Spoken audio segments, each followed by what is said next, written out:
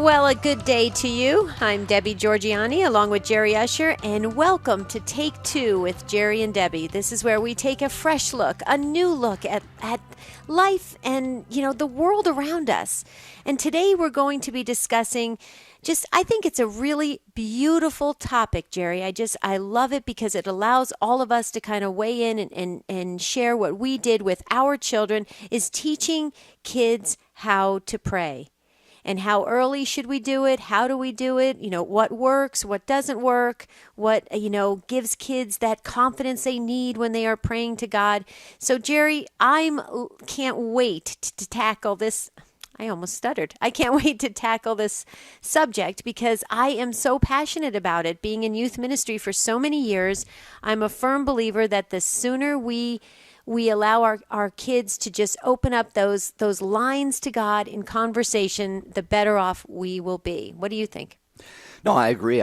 And pardon my voice, everyone. Debbie and I did a pledge drive last week, and boy, for whatever reason, I don't know if it's a little bit of a cold or just a hoarse voice, but I'm not sounding exactly like myself this morning. But it's just great to be here with you on a Monday, and I couldn't agree more, Debbie. I remember when we were kids, 5 of us kids, and our parents taught us lots of prayers, the Bless Us, O Lord prayer at meals. Mm-hmm. And then the one that a lot of people know, some may not know. It's when you get ready to go to bed. Now I lay me down to sleep. I pray the Lord my soul to keep. If I should die before I wake, I pray the Lord my soul to take.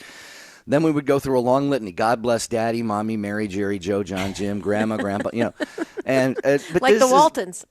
Yeah. But the beautiful thing of it is those prayers, obviously they stay with you. And my philosophy is, Debbie, kids are ready for maybe those kinds of prayers when they're younger, but it plants the seeds of talking with God, and talking with God is so important in our lives. We want to discern our will. What is our vocation? God, what did you make me for? That kind of discernment isn't going to come from a bless us, O Lord, and these thy gifts kind of prayer. It's going to come from stopping down, spending quiet time with the Lord, listening for his voice. But if kids haven't been taught to pray to God, and then as they get a little bit older to listen back for his voice, then it's going to be more difficult for them to discover his will and really many other things in life. So I think the teaching of kids to pray is so important. Well, and a lot of people, Jerry, feel that, rather than teaching kids to pray, just to be an example in prayer and to let the kids just, kind of absorb it, that way, to see their parents in prayer or see their teachers or their, other role models in their life praying, and then that allows them to kind of feel comfortable with it. So some feel that that's the way to do it rather than to actually sit down and teach them prayer. Or, I have to tell you, though, if you know how I feel about this, Jerry, I'm super, super passionate about it. I do feel one of the best and the most important prayers, obviously the Lord's Prayer, the Hail Mary, but the guardian angel prayer is such a huge prayer, and kids really have. There's a lot of kids nowadays that have kind of moved away from it. Just I don't know why. When it's so powerful, when God gave us the beautiful gift of each one of us to have a guardian angel, why wouldn't we acknowledge that on a daily basis? So we can take this conversation in all different directions. And here's the thing, though, dear listeners, Jerry and I, we were at this pledge drive. And by the way, Jerry, I wonder if that's the voice you're going to have when you're like grandpa age. I'm already close to grandpa age. What are you talking about? I'm going to call you Grandpa Jerry with that voice. No, it's cool though. I like it though. It's kind of deep. It's kind of like a movie star voice or something like that. Wow. But here's the thing. We were talking about this last week when we were at a pledge drive, and the great thing about Take Two is that we're having a conversation and we're doing it peer to peer. So we're learning from each other, and it's really important that you weigh in on this. So if you feel prompted to maybe share your wisdom on how you were able to teach your kids how to pray, or what worked or what didn't work, now's the time to call. So 1-800-585-9396. That's the number. Yeah, or, maybe share your own story, your own take, your own experience about, how you now have what you believe is a pretty well-developed adult prayer life because you were given a foundation by your parents and or your grandparents. Share about that. But especially, as Debbie has said, if you've got young kids right now and maybe you're wondering, what are the best ways to teach them to pray? I can't imagine, Debbie, a parent not wanting a child to have close communion and communication and a deep relationship with God that really only comes through prayer. So maybe you just had your first child. Your baby's just a few months old. Yeah. And now you're thinking, okay, how and when do we start to lay the groundwork for that? Maybe somebody else who's listening could call in and share some advice, because, Debbie, there's always somebody who's been there and done that where we are. Absolutely. We're not alone. So can I just shift gears for just a brief second, just a little housekeeping, because we had last week, dear listeners, we've gotten a lot of response on this. We did a show on the unforgiving soul, and it was quite popular. A lot of people tuned in for it, and we said we were going to post a resource. It's called Forgiveness. It's called Forgiveness, the Catholic Approach. And we did post it on take2show.com. If you go back to the Unforgiveness show, and you'll see where there's a resource line, and we put the book there. So the resource is there. And then also, real quickly, Jerry, I just have to share this. We're only 88 likes away on EWTN Catholic Radio Facebook page. Only 88 likes away from the 5,000 mark. Jerry, we could have that virtual celebration you and I have been planning for several months now. We could reach that today, so we need 88 of you. This is not just our show, by the way. This is all of EWTN Catholic Radio. So John Benkovic, and you got Called to Communion and Cresta in the Afternoon, Catholic Answers Live. So become someone who likes EWTN Catholic Radio on Facebook, and do it today if you get a chance. Push us over that $5,000 mark. Listen to me. We'll take $5,000. I'm still on the pledge drive.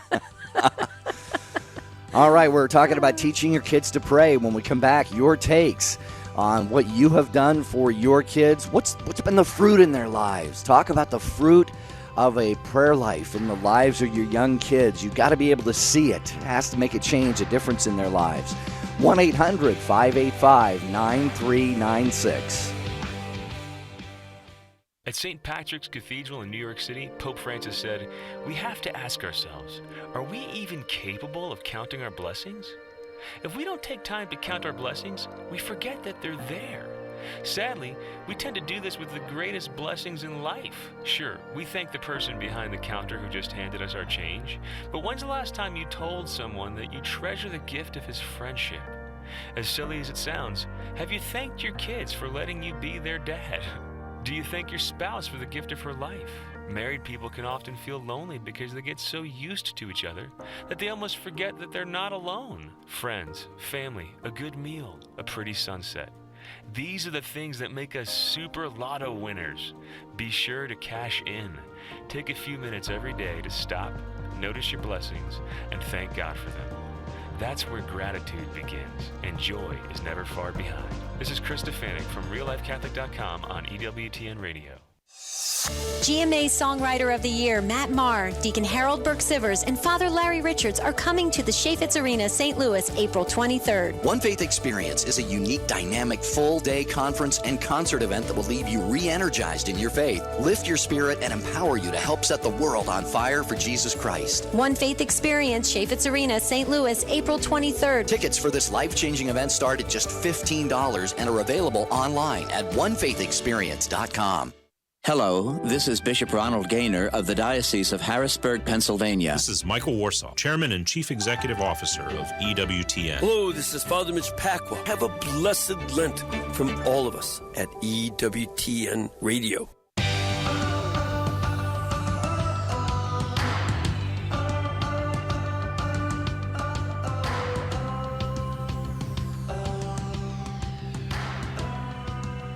Take Two with Jerry and Debbie on the EWTN Global Catholic Radio Network. Today we're talking about teaching your kids to pray. If you are a mom, if you are a dad, this is a topic that is certainly of interest and maybe very, very deeply important to you.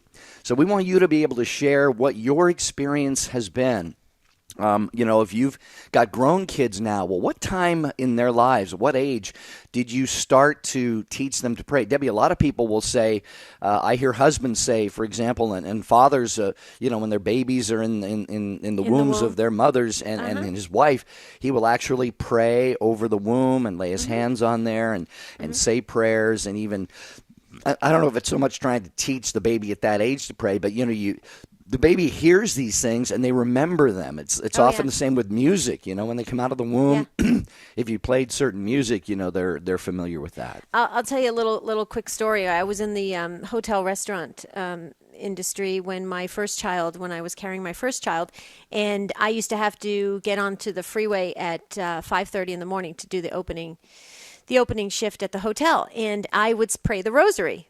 While I was getting onto the freeway, and I'd pray the rosary. And almost always when I would start to pray the rosary, my baby would wake up.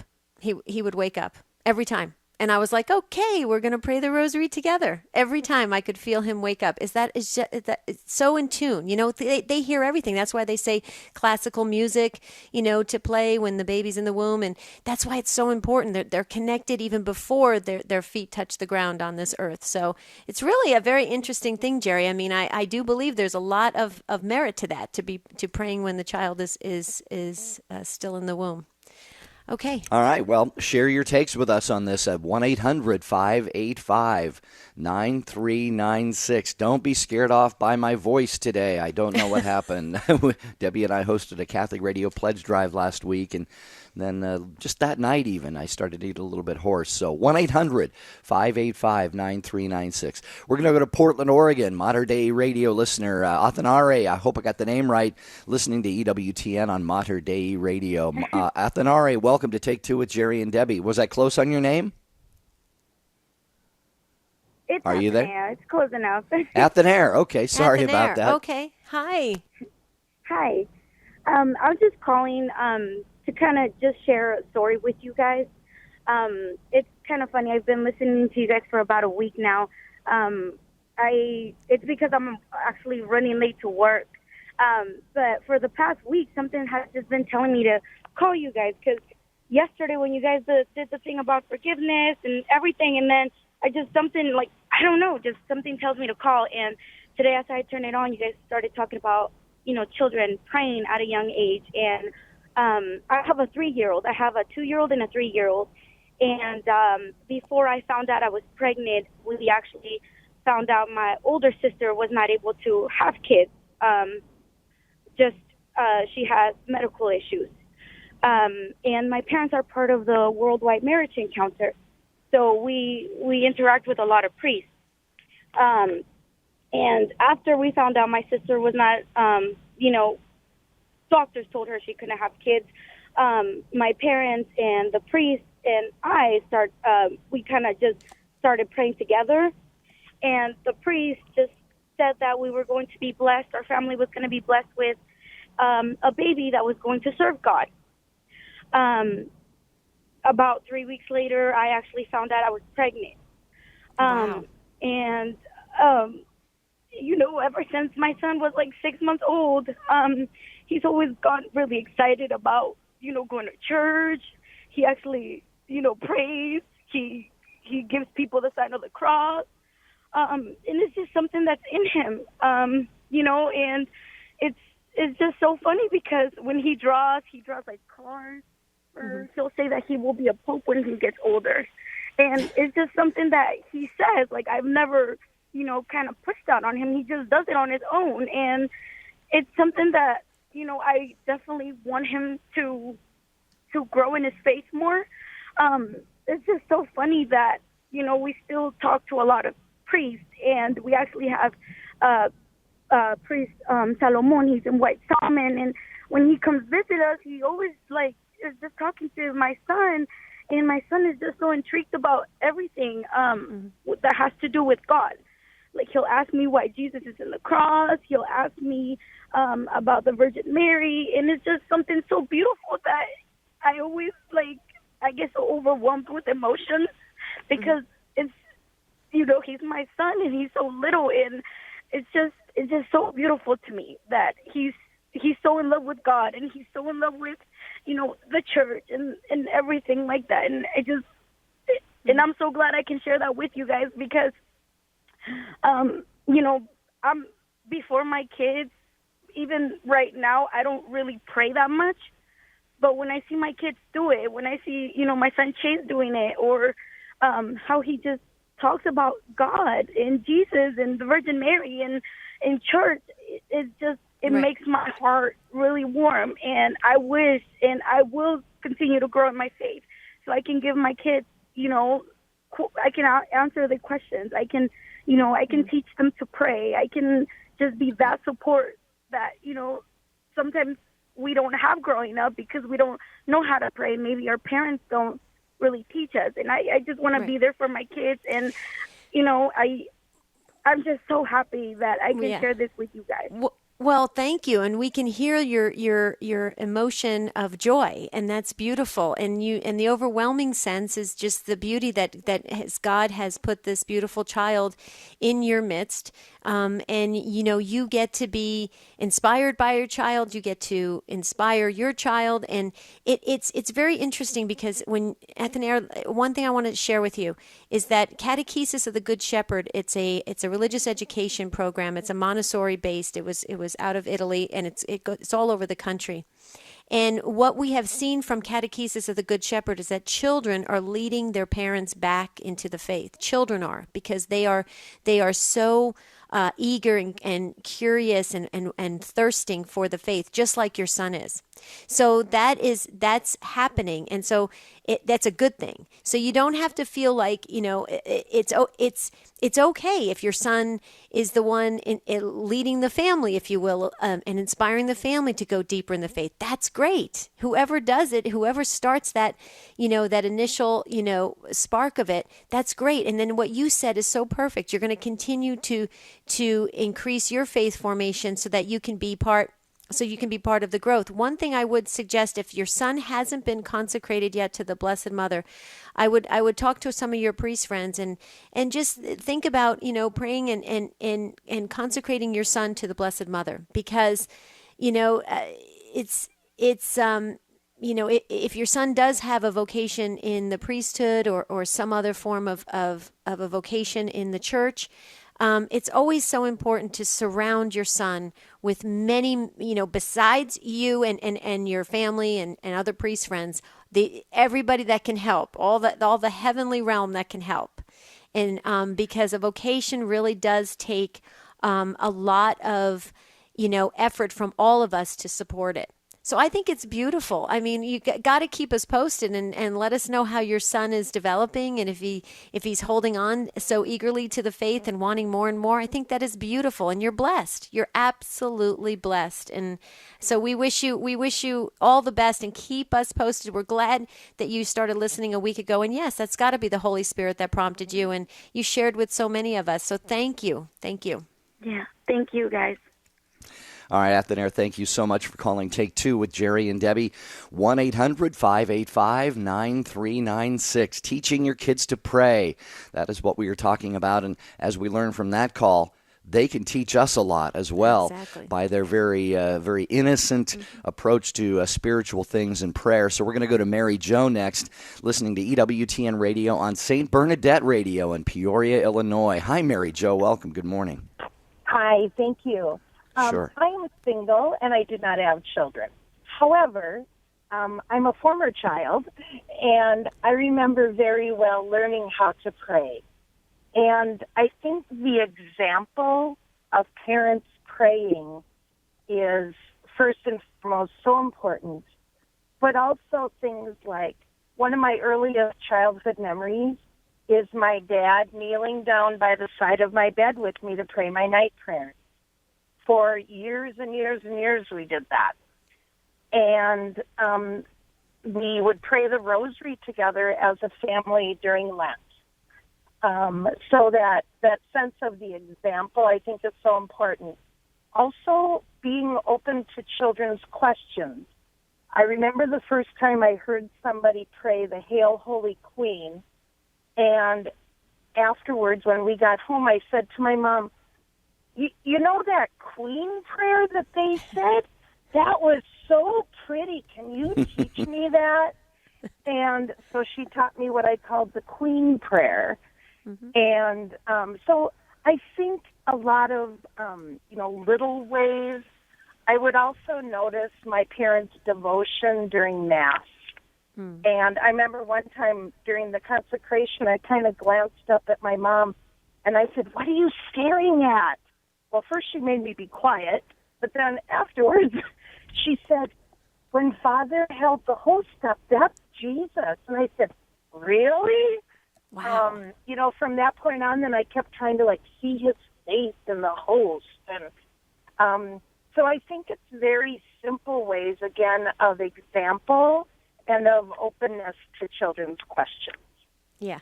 Yeah, I totally agree, Mary Jo. I have to just tell you that we shared on a previous show, Jerry, probably about 4 or 5 days ago. I was sharing with all of you guys that I just think there's nothing more beautiful, there's nothing more attractive than a man on his knees praying to God. Absolutely. Yeah. And you said that when you said your dad kneeling down. I could actually picture, a dad kneeling down at the side of a bed and praying with his daughter. And I'm thinking, wow, how beautiful is that? Yeah, that's, It's very powerful. He would go in first and turn on the nightlight. Yeah. But then we would kneel down together, so. Beautiful. Well, you tapped into that. The example, the parents' example, or just role models around children as examples. Absolutely. A lot of times, like my biggest memory, Jerry, and I'm sure yours is as well, is having priests and nuns. We had a lot of priests and nuns at our house all the time because my uncle was a priest, my aunt was a nun. So I would come home from school and have priests and nuns in the house, just hanging out in the living room, and it was very comfortable. So that example, Mary Jo, I think that adds to it. That example of just being somebody who knows how to pray, how to be very open about their conversations with God in front of children. And like you said, you questioned your mom about the Hail Holy Queen. And how beautiful is that? You're having conversations about prayer. Well, that's only going to foster your spiritual growth. I think that is wonderful. Your parents did a great job, Mary Jo. They sure did. Very cool. Jerry? Thank you for taking my call, and God bless you. God bless you, Mary Jo. All right, we have many others. Ed and Joe and Mary and Jack, you will all get on the program. Just have to be patient. And we typically take the calls in the order in which they came. So we will get to Ed next. But Ed, we're just a minute or so away from the music for our hard break here on this episode of the program.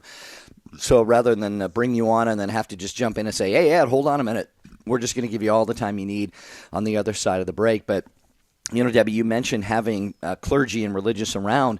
My uncle, I've talked about him before, the late Father Harold Thiel, was a priest. We didn't see a lot of him. He was a missionary in Thailand. Oh, okay. He would come home, though, and I remember we actually have a picture of the 5 of us kids standing around him. We're all probably, oldest might have been 6, 7 years old. And we're looking up at him, and I actually have my arms stretched out to him, like, pick me up. And we all just have this look of awe on our faces, because when you're that old, even when it comes to prayers and the things of the spiritual life, you don't fully understand, all of the deeper meanings of things. We just knew that our mom had this brother who was way off in this far off place, but he was a priest, and we started it. We were learning what a priest was, and that he was a missionary, and he worked with these really, really poor people in these very living just very, very destitute lives and so forth. So he became like a hero. He was like a superhero for us as kids, and I can say now, even as an adult, he was definitely. I count him among one of my heroes. I put him in the category of John Paul II and many others. So, we learn these things at a young age, and they stay with us. That's the essence of this conversation today. Right. Well, you see, when you talked about when you were a child, you had your hands outstretched because you were reaching up. See, that's a child being eager to go towards that. And and look, Jerry, I'm not, maybe your uncle was the one who fostered all your vocation, but look at your vocation in the Catholic Church and Catholic radio. You had that as an eager young child when you really look at that. So it was Right. an 8. There you go. I just love this topic. This is a great topic. Phone lines are full, but dear listeners, you got to stay with us. We're going to take a quick break. This is the one break we can't move. When we come back, we're going to go right to Ed, who's waiting so patiently. So stay with us. Hey, Catholic high school and college filmmakers. Want to get your work seen in over 250 million homes around the world? Then enter the Cool to be Catholic commercial contest. We're looking for original 30 and 60-second spots that focus on Catholic themes. 3 grand prize winners will get an all-expense-paid trip to the EWTN studios in Birmingham, Alabama, and a guest appearance on Life on the Rock. To find out more and to enter, go to EWTN.com/cool2becatholic. From the archives, this is the wisdom of Mother Angelica. You and I must be imitators of Jesus. We are victims sometimes of circumstances, as he was here. But it was all accepted as the Father's holy will. That is holiness. So try to pray. How much time do you spend watching soap operas or television that really isn't good television? See, when I need to relax, I find prayer very relaxing. You can kick your shoes off and just sit there and talk to the Lord. He's your friend. You don't have to be on your dignity. There's many times during the day you can pray. In your car, when you're picking up the kids, on your way to the office. Let us be Jesus-oriented. He loves you. For more about Mother Angelica, visit EWTNRC.com. It's the start of a new day for Morning Catholic Radio. We should point out the Episcopal Church is really the U.S. arm of the Anglican Communion. If the U.S. Church continues to thumb its nose at the communion, I mean, what can be done? I don't know. They could stop inviting them for tea or something, I suppose. That is really, really bad, I've heard. I'm glad to know Father has a sense of humor. Morning Glory, Catholic from the start. Weekday mornings, 7 Eastern on the EWTN Global Catholic Radio Network.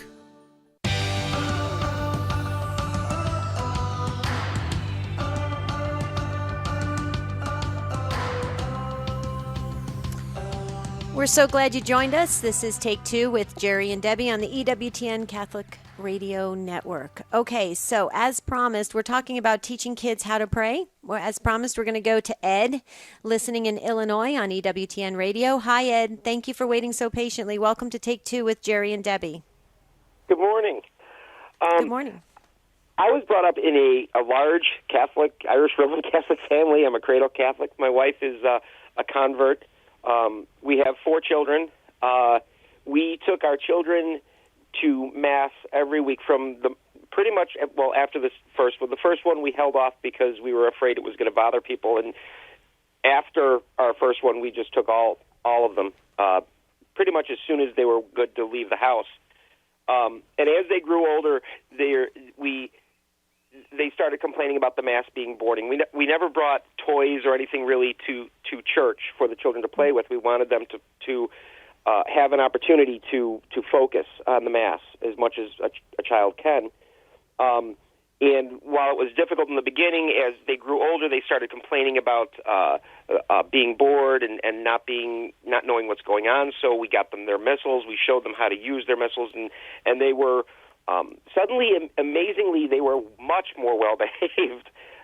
They paid attention. They didn't fight about going to Mass as much because they were involved in it. And literally about 2 days ago, we do the rosary every night with all 4 children, which is 11, 9, 3, and 1. And the older children were bored out of their skulls. And I sat down afterwards, and we explained it to them that basically this is the same thing as the Mass. You have to be actually involved. It's not just saying the prayers. It's actually saying the prayers with the meaning behind them, with the different mysteries that you're going over, the different impacts that Christ has had on your lives. Right.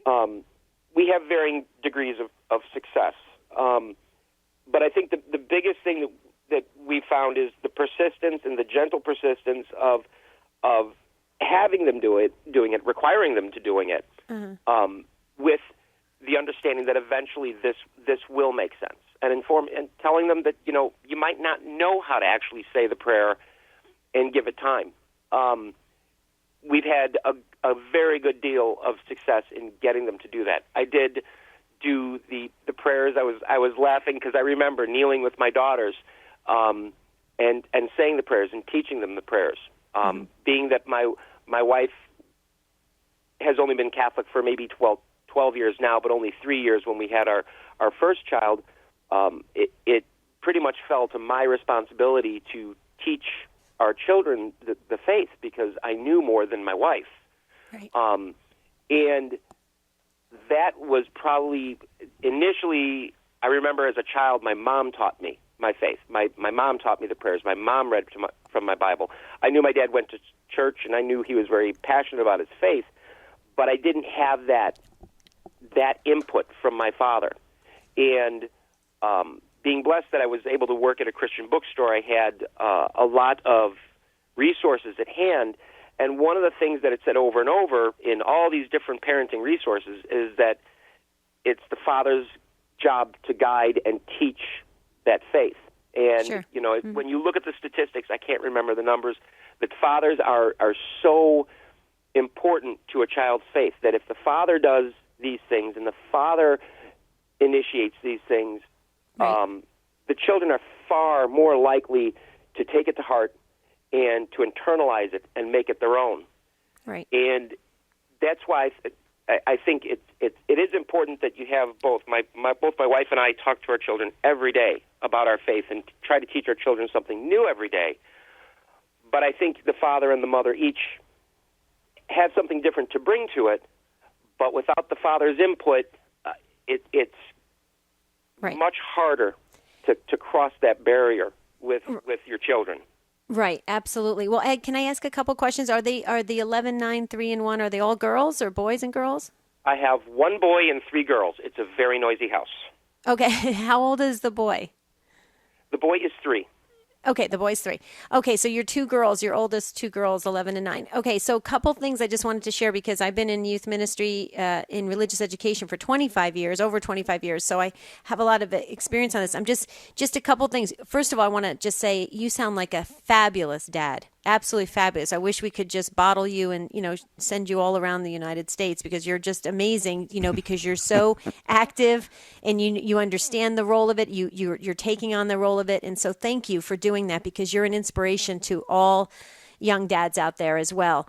The other thing I just wanted to share is sometimes, and you may be doing this already, it sounds like you're doing it with the missalettes with the kids, and that's perfect. The children's little missalettes that they can bring into the church to get so they can understand parts of the Mass. But here's the thing too, I just wanted to share, and maybe this is just to open this up for everybody. And Ed, if you can, comment on this to see if you can affirm this. One of the things that I think we miss with our children is that time to set the stage.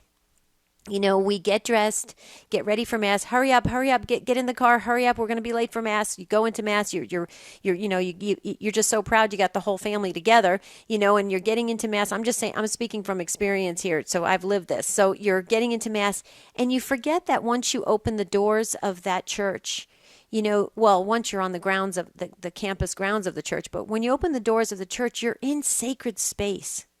And when we create, like when I used to take the kids on what we used to call little mini field trips from the classroom to the church, and we would stop at the doors of the church and we would spend a minute before we'd open those doors. And the kids would all go, "Miss Deb, why can't we just go in?" And I'd say, "Because you guys aren't ready yet. Do you realize you're entering, once you cross over that barrier, you're entering into very holy space. Very sacred space." And the kids they can get into that. And they really can start to visualize and start, like when there's incensing during certain times of certain years, during the year, the liturgical year, during Mass, the kids get into that. Prayers rising to heaven. They can get into those visualizations of the miraculous, of the sacred. And I think that's really important, but sometimes as parents, we lose that just because we're trying to get everybody shuffled in. The other thing, too, with the rosary, I will tell you that I taught on the rosary for many, many years. And one of the key things that really helps kids to stay engaged in the rosary is definitely having their own little pamphlet of how to say the rosary, so they can, especially if it has little graphics on it where they can meditate on the mysteries. The other thing, too, is to let them lead the rosary. And the other thing, too, is to let them close their eyes. And even if they fall asleep, it's okay. Because they will remember that peace that they feel. They will remember that complete, just joy that they're feeling, that they drift off. It's okay. And so I don't know if any of that, if any of that kind of resonates in your household, Ed, but those are some of the things that I know that has really worked with kids, especially the rosary, and plus the history of the rosary, and plus, teaching the kids that every time they're saying a prayer, they're basically knitting a crown of roses for the Blessed Mother. So, Ed, I'd love to hear your comments. With the chaos of getting 4 children up to Mass every morning, I think that's a really great idea.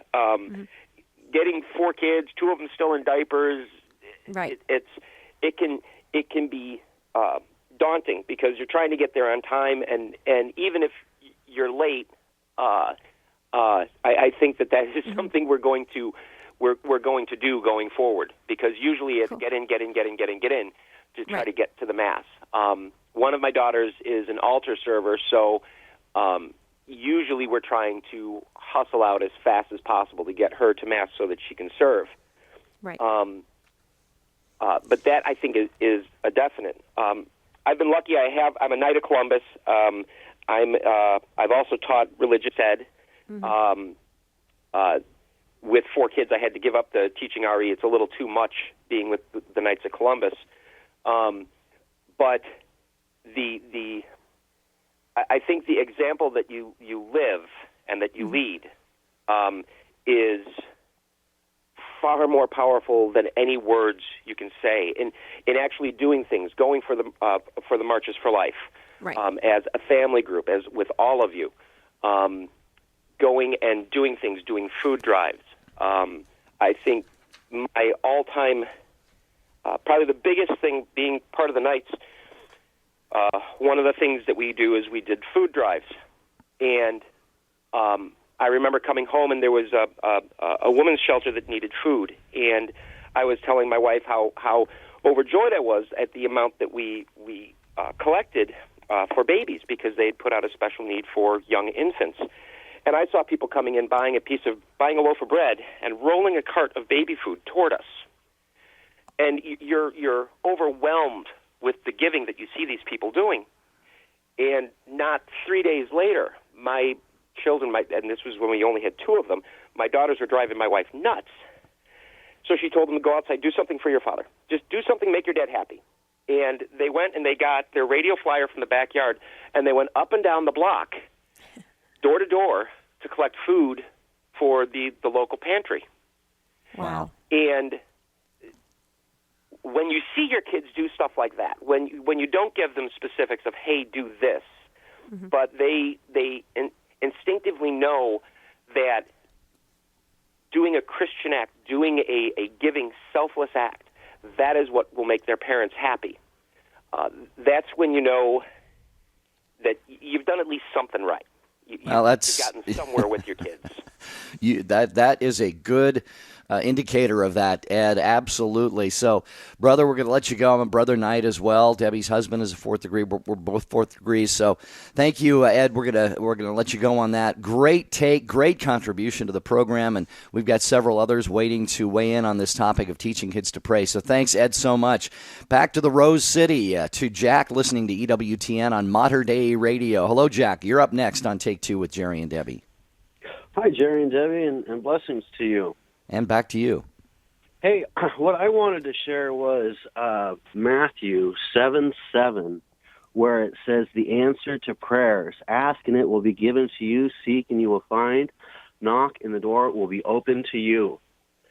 I read this and I said to myself, God, when I talk to you, it's like talking to a brick wall and I just can't pray. Well, a couple of weeks ago, or a couple weeks later, after I said, Lord, teach me how to pray, I found myself praying these beautiful prayers. And I said, wow, those came from me. So I see the answer to prayers, and I know that if he hears my prayers, he's going to hear those prayers for my kids as well.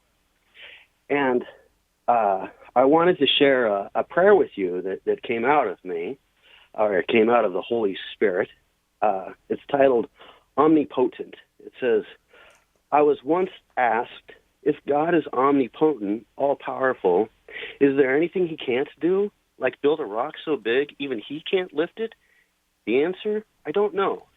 There are things he can't do in all his greatness, such as his mercy is so great it overflows. When he forgives your sins, he forgets them and can't remember them. Best of all, his love for you. Even he can't resist loving you. So let God's grace overflow upon you. Let your sins be forgiven and forgotten. Best of all, let his love be irresistible to you. Peace be with you. Amen. Hallelujah. Amen. Amen. Wow. What do you think, Deb? I loved it. Jack, that is awesome. I mean, you know, what I think I loved about your contribution today is that, you know, you kind of just evolved in prayer and understood what comes out of it, what is the meaning of prayer, the conversation, what God wants for us, his will for us, how we're to listen to God, how prayers are answered. I think it's beautiful. I mean, it you know, we have to keep hearing that so we all can understand that there is power in prayer. And Matthew, you're talking about Matthew 7:7. I have it up on my wall, actually. So I'm right with you, Jack. There you go. Thank you. All right, Jack, thanks. And I wanted to say a result of that is within the last couple of months, I've seen both of my kids with the rosary. Oh, beautiful. Beautiful. And it's so powerful. I mean, read anything about Father Donald Calloway. He talks all about the power of the rosary. I mean, that is everyone should be carrying the rosary, have the rosary in their cars, in their pockets, everywhere. So amen to that, Jack. Thank you so much. Have a beautiful rest of your day. You know what's beautiful about kids with the rosary? Sometimes you could look at them and say, well, you know, kids just like to have something in their hands, you know, stick something in their mouth, you know, something to play with, something to hold on to. But so many times you see them treating a rosary differently, you know, right. and certainly they've been taught, I presume, by parents that this is something you pray with. It's something special. This is Jesus on the crucifix. But, you know, they tend to maybe not treat a rosary kind of like they would, I don't know, an empty tin can or something that they're just need to have kind of in their hands something to play with, you know, or one of their toys. So, right. Jack, great job. Thanks for contributing to the program today. We appreciate that. We got several more calls. We're going to work our way through. Our Patience Award today goes to Joe in Kansas City, listening on EWTN Radio on the TuneIn app. Hello, Joe. You're on Take Two with Jerry and Debbie. How you doing? Good morning, Jerry and Debbie. I'm doing fine. How are you all? Excellent. Doing well. Thank you. Well, as I got back to the radio after doing the screening, I heard you mention the Catechesis of the Good Shepherd, and I just completed my level 1 training for that, and we're getting ready to start it up at St. Charles here in Kansas City. So, good. Congratulations. It is awesome for the children and the families because, like you say, they bring it back to them and help the parents to grow in their faith even. So, but as for in our home, we've got a 3-year-old. Well, I'm sorry, she was 3 when we started. She's just turned 5. 5, 6, and 10-year-old, 2 boys. And when we prayed the rosary, at first they were all on fire about it. And I think the fruits of our Catholic education that we send them to St. Charles and everything, and they teach them the prayers, and that they took to it like a duck to water. I mean, they knew the prayers. My 6-year-old would do the Hail Marys, do 53 of them, and then little girl would do the Glory Bees that she learned in pre-K. And Big Brother could, you know, I think he's got most of the mysteries memorized now. But what a blessing it is to have them in Catholic education, and they teach them those prayers. And so whenever we go to try and do that in our home, they just take right to it. But also getting them to Mass every Sunday. I heard another caller say something about not having things in their hands and Cheerios and whatever else they got in the pew. And we made those mistakes, with our oldest, and then thankfully the pastoral associate came up and suggested we sit up front so the priest can keep an eye on the kid. And how much more involved they can be just by being able to witness the Mass and see all the activity going on, and not just because they can't see over the pews necessarily or over everybody else, to be able to see what's going on at the altar. So it's been Wow, a very that's a good idea. blessing of that. So, yeah, to get them up there and not have any distractions, and they're going to be anxious and antsy, and you just have to work with them, and eventually they get used to it because you're doing it repetitiously in their lives. So, Beautiful. Well, Joe, first of all, I just want to tell you congratulations on the first level of Catechesis of the Good Shepherd. You will love it. I'm praying that you continue on to second and third level. It's just amazing. And when your kids go through it, you're going to see things that you've never seen before ever come out of them, of big, huge spiritual growth, spiritual bursts that come out of the kids through Catechesis of the Good Shepherd. So thank you for doing that, and thank you for answering the call to taking the training. It's a tough training, but you got through the first level. That's awesome. The other thing I just want to share, I just have to say this because you're in Missouri. I sure hope if you can, Joe, please try to get your religious education group together and go to the onefaithexperience.com. Check it out. These speakers that are there for the day, it can only enhance religious education. I will tell you that.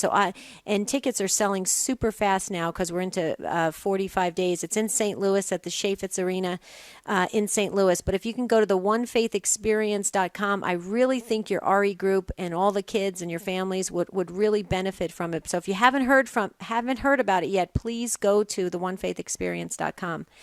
But thanks, Joe. Thank you. Yeah, have you heard about it? I'm just curious. No, I hadn't heard about it, and I'm grateful that you shared that with me. The other thing I was going to share, though, too, about the rosaries, my kids tended to get bored with it.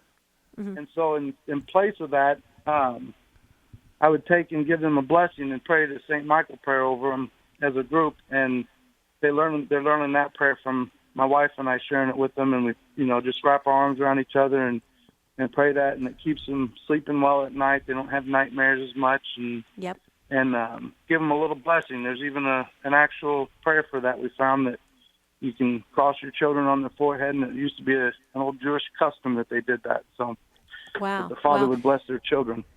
Yeah, absolutely. But that's beautiful. And I don't know if you guys all know this, but Jerry and I, we pray the St. Michael prayer before we start the show, every single show. So we're right with you on that. And thank you. I've heard, thanks, Joe, very much for the call. Do go to onefaithexperience.com. 6 great speakers. You probably have heard of many of them. A concert that night with Matt Maher, headlined by Matt. He is an 8-time Grammy nominee. So we're trying to make the faith accessible at a conference like that. So spread the word far and wide. Travel packages available, group discount tickets. So onefaithexperience.com. But I just wanted to quickly say before we go to Natalie, I've heard so many adult people, Debbie, say that it was growing up. As they were growing up, they would come down the stairs. Their dad would be in the den. It would be dark in the house, except he had a little lamp on in the den about 5:30, 6 in the morning, and he would do his prayer, read his Bible, pray his rosary. Just get alone, get quiet, and start the day like that. Not a word was spoken, not a single word, but that example, that witness, just really pierced their hearts. And they said, I want to be like him. How many of us want to be like our dads or like our moms? So parents, the example you set in praying together is going to be so very important on your kids as well. All right, Natalie is listening to EWTN on the streaming app in Libertyville, Illinois. Hello, Natalie. Welcome. Thank you. Sure.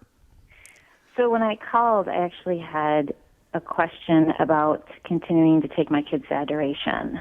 But through listening, as I was waiting to Ed and some of your other callers, I feel like they've kind of helped answer my question. And this is how it started. I have a son who has always had a harder time kind of being calm or in the quiet by himself. Mm-hmm. And he's very gifted. And his teacher said, gosh, he's so smart, but he has to kind of take that breath before he does his work. And he just seems to not kind of get that part.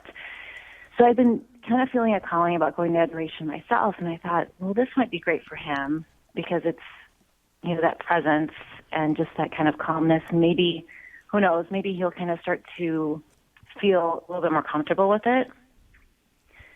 So I took them, and it's like immediately after school. So as you can imagine, like the last thing they might want to do is kind of sit down for an hour.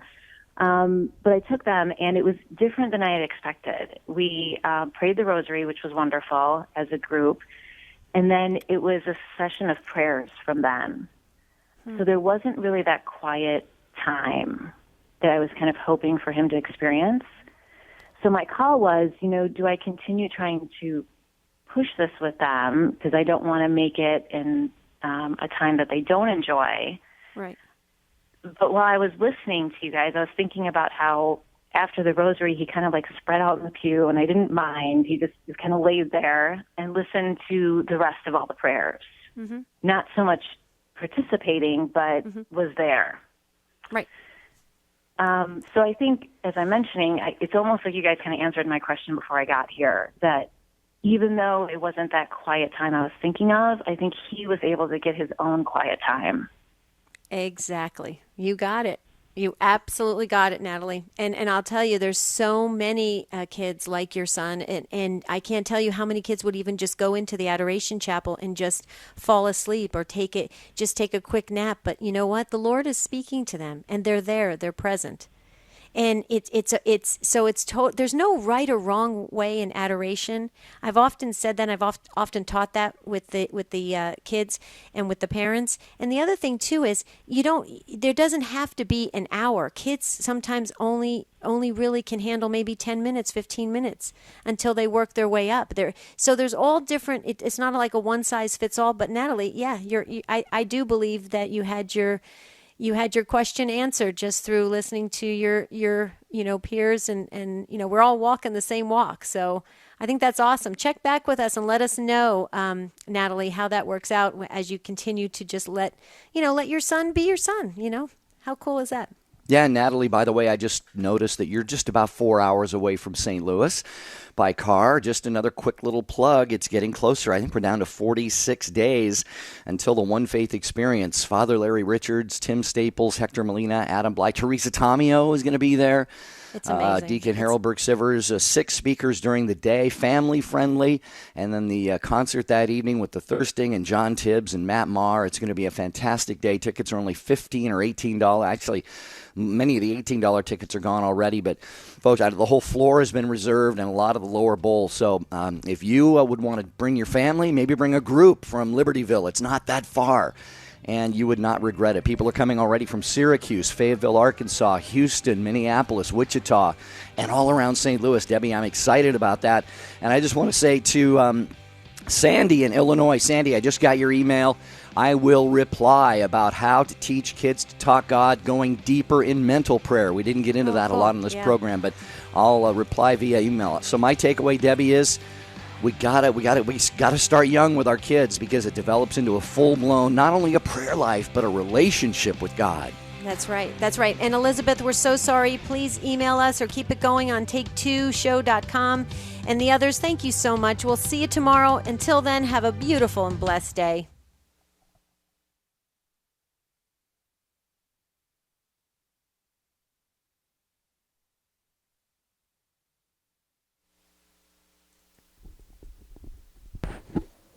Hello. Hello. Are we clear? Oh, good question. I haven't got the phone call yet. If not, hello to YouTube. Hello, YouTube. This was a great show. I love talking about kids in prayer. Okay, I'm going to do it myself.